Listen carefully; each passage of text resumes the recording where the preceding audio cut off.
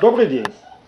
Вторая серия по монтажу печи камина с регистром для системы водяного отопления дома.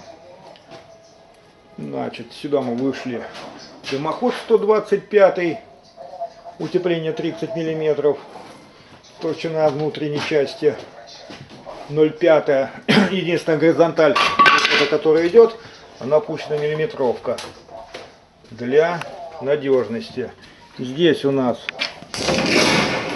проход через стену обшит минеритом и 100 мм добавочно сверху урсы. Закрываться это закрывается. О, это держит, да? Тепло. Да, конус юбкой будет красивой и будет контролироваться как положено. Не менее 3 раз за отопительный сезон. Горит сейчас топливо, полы сороковка снято у нас с прохода.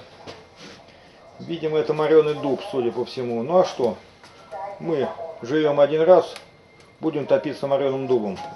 Пущено 2 25-ки трубы, подача обратка, добавочная емкость воды. У нас получается теплоаккумулятор по 2 метра. И дальше пустили 32-ю полипропилен.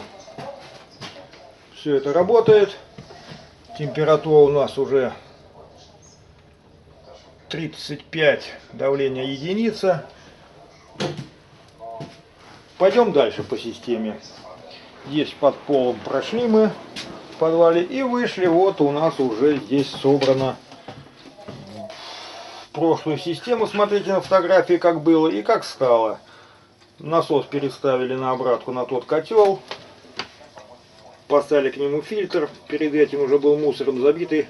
Хрустел. Можно было попасть на 7000. Сделан здесь слив, подлив системы. Система залита тосолом. Узел подмеса валтековский. Поставлен на 55 градусов. Голова. Максимально, что можно в теплые полы. Все, что будет в дровах, все будет запитано и саккумулировано в доме. Котел 12 киловатт. Внизу пущены стальные батареи, наверху алюминий. Вся система работает. Осталось докупить у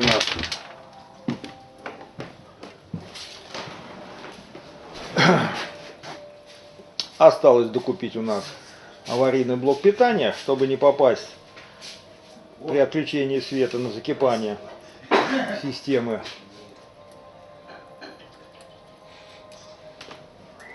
Система получилась отличная, герметичная, ни дыминки не идет в дом.